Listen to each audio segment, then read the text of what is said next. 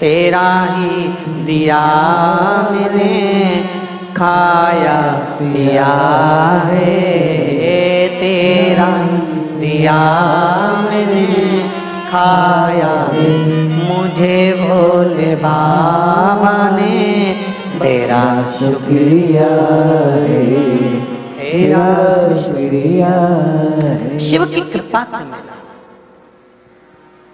शंकर की उदारता से मिला। और जब मेरा ओगड़दानी देता है कुछ कम नहीं देता।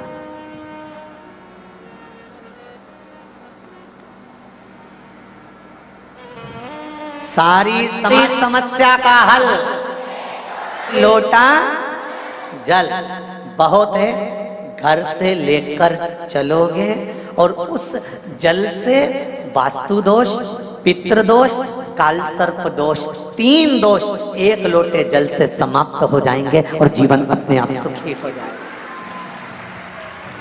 तक टीवियों पर नहीं आई थी, उससे पहले सारे घर के पाइप, सीढ़ी, बाथरूम, रसोई घर 25 बार बदल के देख लिए थे। लोगों ने कहा था उठा पानी चढ़ाना चालू करा, वो वास्तु दादा कहाँ गया पता नहीं पड़ा।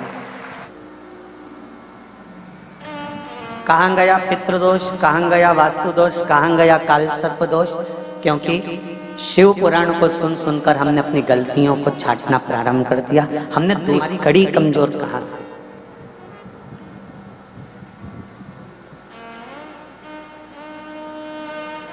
ये बाहेती परिवार का भाग्य प्रबल हुआ, शिव महापुराण की कथा हुई। बाहेती परिवार का तो भाग्य प्रबल हुआ, शिव पुराण की कथा हुई, पर उससे ज्यादा तो तुम्हारा भाग्य क्या कृपा करी तो पागल खाने से सियोर वाले महाराज को पकड़ के लिया है? तो पर भी ये कृपा कहीं पूर्वजों की हुई, और पूर्वजों पर भी ये कृपा कहीं शंकर भगवान को इस बाहेती परिवार के किसी व्यक्ति ने, किसी पूर्वज ने शंकर भगवान के 16 सोमवार करे होंगे, व्रत करा होगा, सोमवार के व्रत करे, 2 साल से लगे हुए थे पूरे कथा कथा। आज भगवान ने योग संजोग बनाया है, और शिव की भी कृपा कितनी प्रबल होगी कि उसने भी इन कथा स्थल भी बाबा की कृपा से जहां कराएगा वो भी बाबा ही देगा। और जहां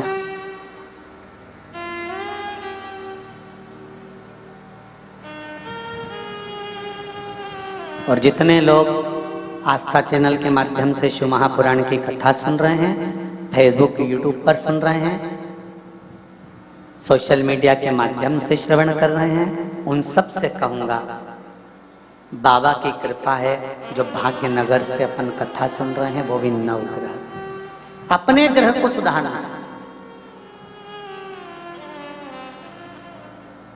हम दुनिया को सुधारने के लिए ना चलें, हमें अपने आप को सुधारना है।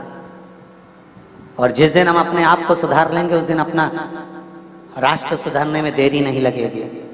अपन सुधरे, घर सुधरा, शिव की आराधना करें।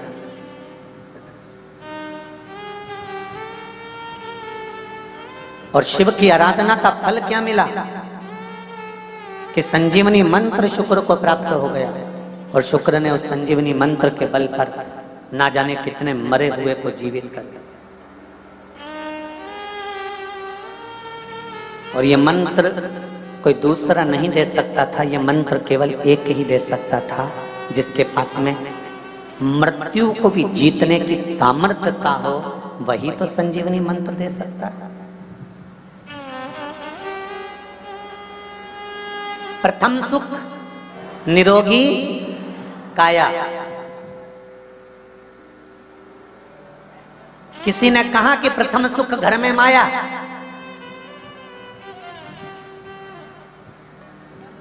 अगर प्रथम सुख घर में माया होती तो कोरोना महामारी में लोग तड़प तड़प कर मर रहे थे, और घर की अलमारी में और बैंक में पैसा पड़ा हुआ था, और लोग डॉक्टर से कह रहे थे एक पलंग, एक वेंटिलेटर दे दीजिए, ऑक्सीजन लगा दीजिए, बस जो होगा वो देगा।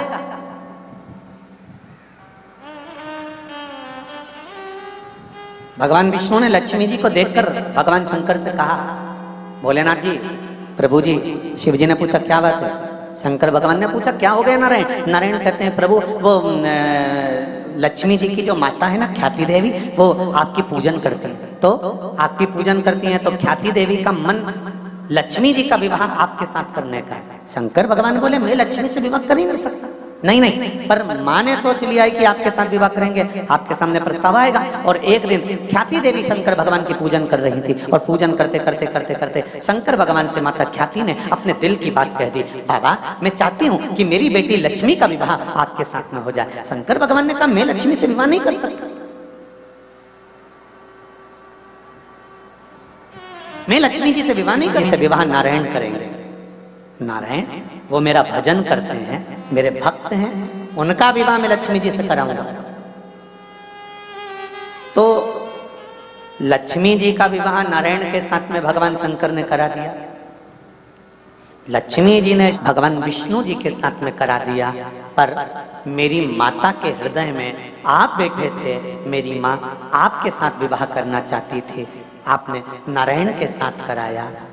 मेरा जब कन्यादान हो, जब मैं इस घर से विदा हूं, तो मैं चाहती हूं कि आप मुझे कुछ वर देकर विदा करें। जब समय मिलेगा तब मैं तुझे वर प्रदान करूंगा। और समय कब आया? जब एक दिन नारायण जी और लक्ष्मी माता का विवाद हो गया।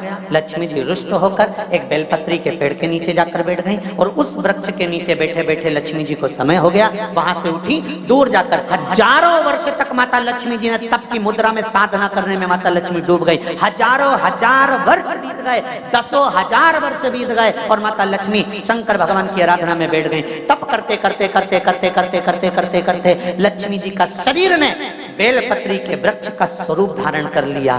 नारायण उनको ढूंढ ढूंढ के थक गए, लक्ष्मी कहाँ चली? देवताओं से पूछा, आखिरी में देवाधिदेव महादेव से पूछा कि मेरी धर्मपत्नी लक्ष्मी गई कहाँ? शंकर भगवान ने कहा कि उसने एक बेलपत्री का वृक्ष का रूप धारण कर लिया जिससे किसी को दिखे ना। नारायण ने उस बेलपत्री की स्तुति करी, लक्ष्मी प्रकट हुई। शंकर भगवान ने कहा, लक्ष्मी आपने मेरी आराधना हजारों वर्ष तक करी है, मैं तुम्हें वर प्रदान करता हूं। आज तक तुम केवल लक्ष्मी थी, मेरा नाम मैं तुम्हें प्रदान करता हूं। लोग मुझे महादेव कहते हैं, मेरा महाशब्द मैं तुझे देता हूं, अपना नाम दे रहा हूं तेरे को।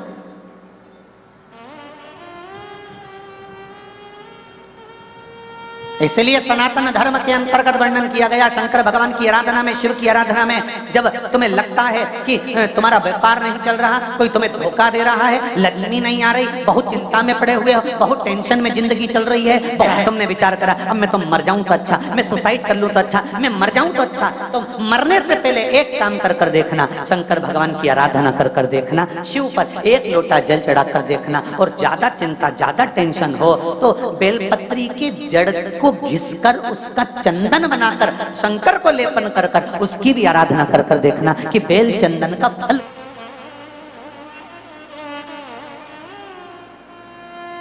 इसके नीचे की डंडी से लेकर ये दो पत्तियां जहां लगी हैं और दो पत्ती से लेकर ये बीच की जो पत्ती है उसमें जो गैप है, उसमें जो जगह है, दिख रही है आपको? ये दो पत्ती से लेकर बीच की पत्ती के बीच में जो जगह खाली रहती है, 33 कोटि देवी देवताओं विराजमान रहते हैं इस बीच की जगह में। जब शिव जी को चढ़ाया जाता है तब इस पत्ती के बीच की जगह शंकर के शिवलिंग पर रखा जाता है। तो शिव जी इतने प्रसन्न होते हैं कि मेरी स्तुति करने के लिए ये भक्त 33 कोटि देवताओं को लेकर आया है मेरी स्तुति करने के लिए। लोग चावल लाए, लोग अंबारियां लाए, धन लाए, दौलत लाए, संपदा लाए, पर एक शंकर का भगत ऐसा होता है जो एक बेलपत्री के रूप में 33 कोटि देवताओं को, 64 योगिनियों को, आदि शक्तियों को शंकर को समर्पित करता है।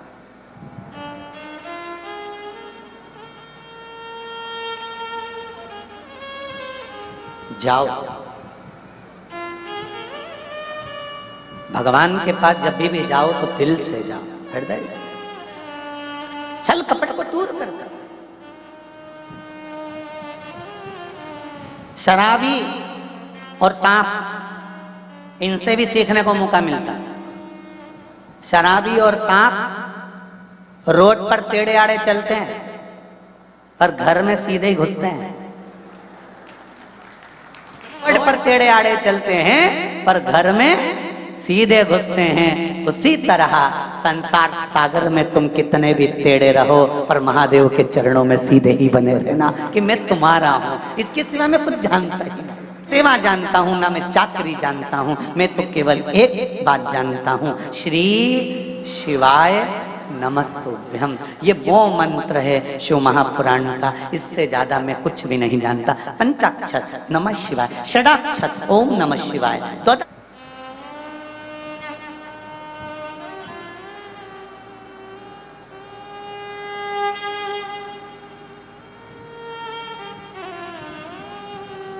हमें इससे ज्यादा कुछ आता नहीं महाराज।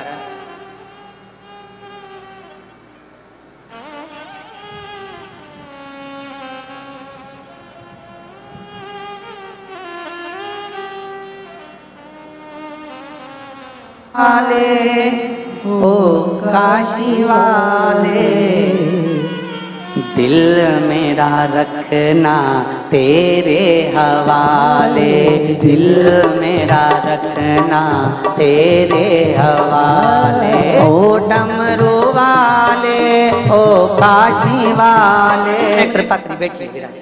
ऐसी शंकर ने कृपा करी है कि उनको मैं बार बार धन्यवाद देने के लिए कथा पंडाल में कथा सुनने के लिए जा रहा हूँ कि तूने इतना दे दिया कि कोई कम।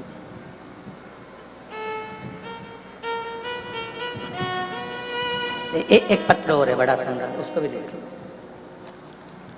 हम तो सोच रहे थे कि हैदराबाद में कोई पत्र ही नहीं देगा, पर मालूम क्या था, यहाँ भी भंडार भरे हैं बाबा ने।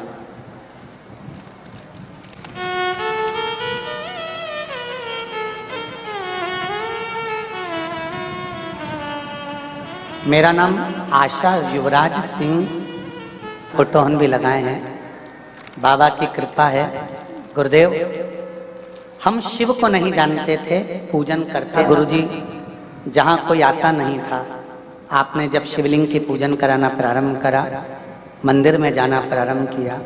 अब उस मंदिर में लोग इतने आने लगे, पहला फोटो भेजा है और उसके बाद में अब जो जनता वहाँ पर आ रही है उसके भी फोटो भेजे गए हैं। शिव कृपा किसको कहते हैं दर्शाया।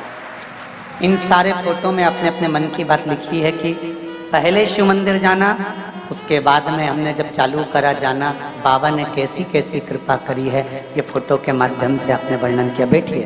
हर हर महादेव। ये शिव कृपा है। शंकर की उदारता, करुणा, दया किसको कहते हैं ये शिव का भगत ही जान सकते। बैठिए। हर हर शिव की उदारता।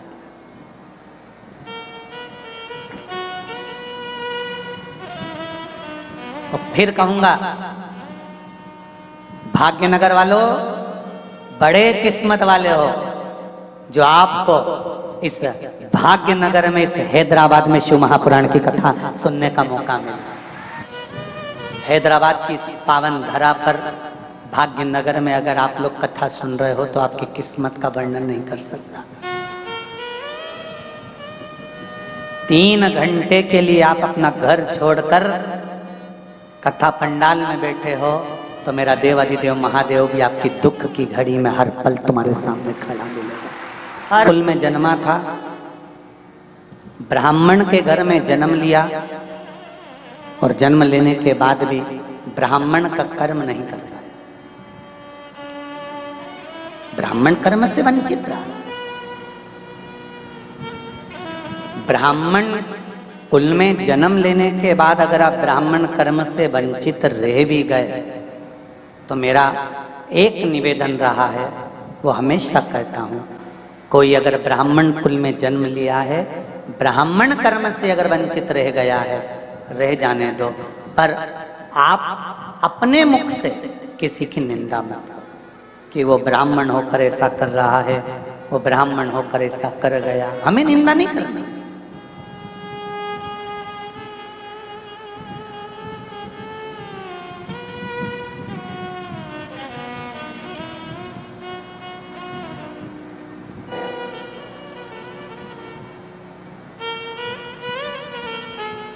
कोयल और कौआ दोनों में मीठा कौन बोलता है? जम के बोलो। कोयल। कोयल जब मीठा बोलती है तो कौए को अच्छा नहीं लगता। जैसे ही कोयल बोलना चालू करती है तो कौवा भी काऊ काऊ करने लगता है। सुनना तुम, जब कोयल बोलेगी ना तो कौवा चिल्लाने लगेगा।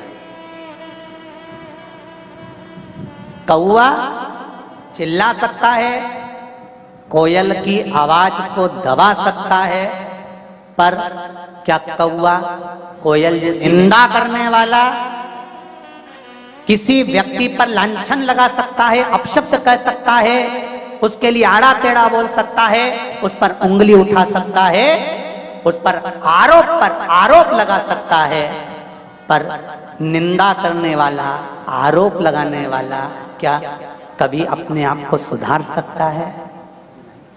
कौवा मधुर वाणी नहीं ला सकता और निंदा करने वाला कभी निंदा करना छोड़।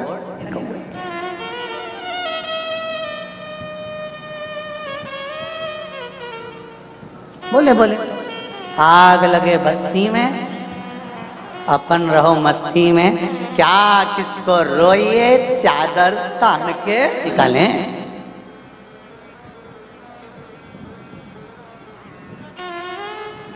अपनी जिंदगी मस्त में होकर।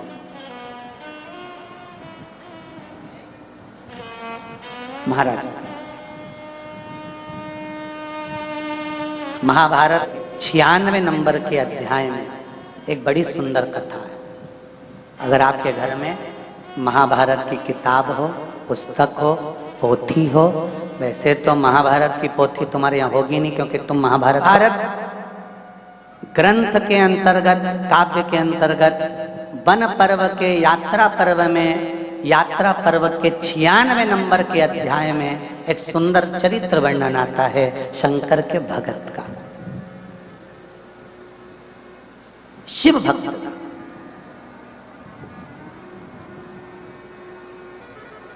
दो थे, एक का नाम था आतापी और दूसरे का नाम था बतापा। दोनों राक्षस। आतापी भी और बतापा। 96 नंबर का अध्याय महाभारत का वन पर्व, तीर्थ यात्रा पर्व, उसका 96 अध्याय कहता है इन दोनों ने शंकर भगवान की आराधना करी, शिव से वर प्राप्त करने के। और शंकर भगवान की आराधना कर कर भगवान शंकर से निवेदन करा, विनय करा, प्रार्थना करी, शिवलिंग का निर्माण करना, पार्थिव शिवलिंग बनाना, बदल बदल कर शिवलिंग का निर्माण करते जाना। कभी बालू का शिवलिंग, कभी मट्टी का शिवलिंग, कभी पीली मट्टी का, कभी लाल मट्टी का, कभी काली मट्टी का, कभी सफेद मट्टी का, कभी बालू का, कभी स्वर्ण का। आराधना करते करते करते करते बहुत समय बीत गया। दोनों ने विचार करा कि यहां तो शिवजी प्रसन्न ही नहीं हो रहे। कभी कभी आतापी और प्रतापी जैसा मन में हम भी सोच लेते, इतने व्रत करने के बाद भगवान हमारी क्यों नहीं सुन रहा, कारण क्या है? फिर हमारे मन में थोड़ा सा संशय उत्पन्न होने लगता है। भगवान हमारी जो घुमा के हंडा निकाल दे तो हमको भी बताना, हम भी चले चलेंगे और कुबेरेश्वर महादेव का मंदिर जल्दी से बना देंगे, एक दो हंडा निकलवा के। बहुत कठिन है भाई।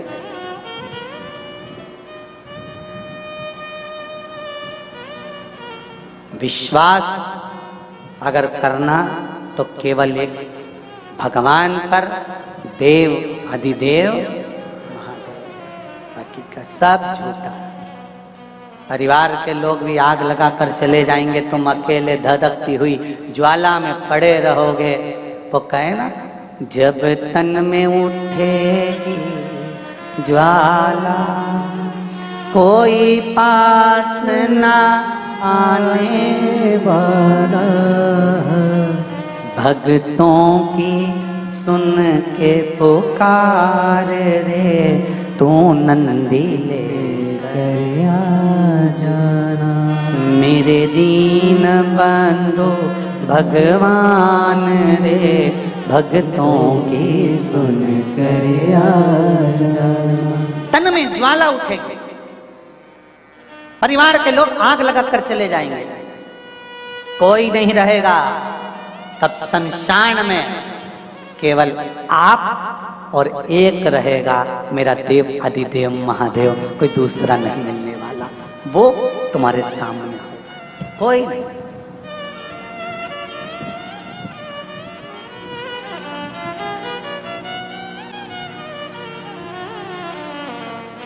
बीमार व्यक्ति को अकेले को भोगना पड़ता है बीमारी का कष्ट, सही है कि गलत है? किसी के शरीर में रोग हो गया ना, उसे अकेले को भोगना पड़ेगा। डॉक्टर आएगा, इंजेक्शन लगाएगा, गोली वाला गोली लाएगा, बेटा पैसा लगाएगा, बहू सेवा कर देगी, बेट पड़ेगा, कोई दूसरा नहीं भोगेगा।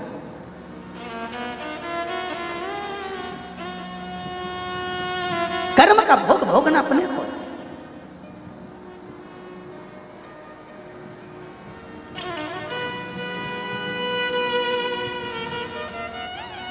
कितना एक चरित्र में कहा, दो मित्र है और एक मित्र धर्म से जुड़ा हुआ है, दूसरा मित्र गलत मार्ग से जुड़ा हुआ है। अब दोनों मित्रों में एक दिन चलते चलते समय बीत गया, जो सत्कर्मी था, धार्मिक था, वो संत बन गया, और एक ऐसा धर्मी था, वो चोर बन गया। प्रवचन देने के लिए आए, बड़ा पंडाल बना, माइक लगा, स्टेज बना, सारा पूरी व्यवस्था करी गई, और व्यवस्था करने के बाद संत प्रवचन देने के लिए बैठे, तो इसका मित्र जो चोर था वो भी कथा सुनने के लिए आ गया। उसने सोचा यार बहुत दिनों के बाद मेरा दोस्त आया है और बहुत नाम सुना है उसका, बहुत प्रचलित हो गया, चलो जरा अपन भी चलते हैं। वो भी कथा सुनने बैठ गया। कथा चलते चलते चलते चलते कथा विराम पर आई, और कथा में महाराज जी ने कह दिया, संत ने कह दिया कि मुझे यहाँ पर सभी भक्तों के लिए, गरीबों के लिए एक हॉस्पिटल का निर्माण करना है, पैसा जितने लोग बैठे हैं सब इकट्ठा करो। और डलिया भेज दी महाराज जी ने, लोगों ने उसमें पैसा डालना प्रारंभ करा। इसके पास भी डलिया आई, चोर के पास, इसने भी 10,000 रुपये निकाल लिए, बस डालने ही वाला था। इतने में इसके मन में आया कि बताओ अलाउंस हो रहा है, इतना सारा डलते जा रहा है, 5 लाख 10 लाख 15 लाख इकट्ठा हो गया, तो मैं 10,000 काय को दूं, 5 रख लिए, 5 निकाल लिए।